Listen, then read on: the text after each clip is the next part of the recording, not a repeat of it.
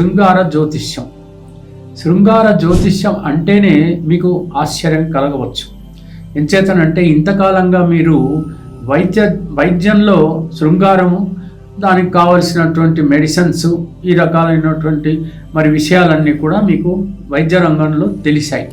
కానీ జ్యోతిష శాస్త్రంలో శృంగారం అంటే ఏమిటి, ఇది తెలవాల్సినటువంటి అవసరం ఎంతైనా ఉంది. అసలు ఏంటి శృంగార జ్యోతిష్యంలో మనం మొట్టమొదట అర్థం చేసుకోవాల్సింది ఏంటి? ఈ యొక్క శృంగారానికి ముఖ్యమైనటువంటి ప్లానెట్స్ అంటే గ్రహాలు ఏమిటి అని అంటే శుక్రుడు కానీ తర్వాత కుజుడు కానీ, వీళ్ళిద్దరూ కూడా శృంగారానికి చాలా అత్యవసరమైనటువంటి ప్లానెట్స్గా మనం గుర్తించాలి. శృంగారం అనేటప్పటికీ ప్రేమ అని కానీ ఆనందం అని కానీ తెలుస్తాయి. ఆ తర్వాత కుజుడు అనేటప్పటికీ ఆ రకమైనటువంటి ఎక్సైట్మెంట్, కోరిక అనేటువంటిది తెలుస్తుంది. ఆ తర్వాత సామర్థ్యం, క్రీడ అనేటువంటిది విషయం మనకు అర్థమవుతుంది.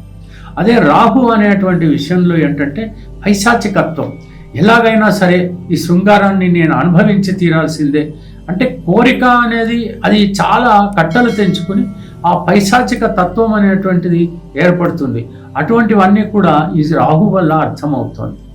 అయితే ఎప్పుడైతే రాహువు కుజుడు కలిసి ఉంటారో వాళ్ళు ఒక్కొక్కసారి చాలా విపరీతమైనటువంటి ధోరణిలో ప్రవర్తిస్తూ ఉంటారు.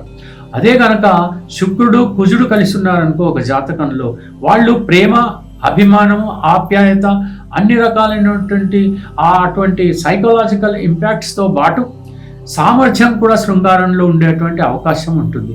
వాళ్ళు బాహ్యంగా బహాటంగా వాళ్ళు ప్రవర్తించేటువంటి పరిస్థితులు కూడా ఉంటాయి. అదే కనుక ఒకవేళ ఈ యొక్క శుక్రుడు కానీ రాహు కానీ ఉన్నట్టయితే మరీ విడ్డూరంగా ఉంటుంది.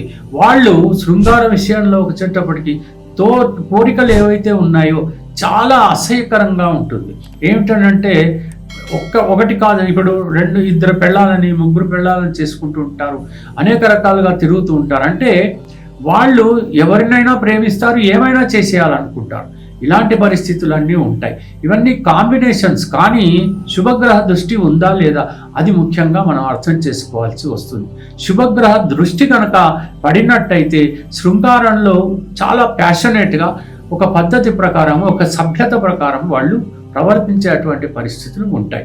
అయితే మనం ఇక్కడ ముఖ్యంగా మనం తెలుసుకోవాల్సినటువంటి విషయం ఏంటంటే శృంగారానికి అగ్నితత్వ రాశులు ఏవైతే ఉన్నాయో వాళ్ళ యొక్క శృంగారంలో పరిస్థితులు ఒకలాగా ఉంటాయి, వాయుతత్వ రాశుల్లో ఒకలాగా ఉంటాయి.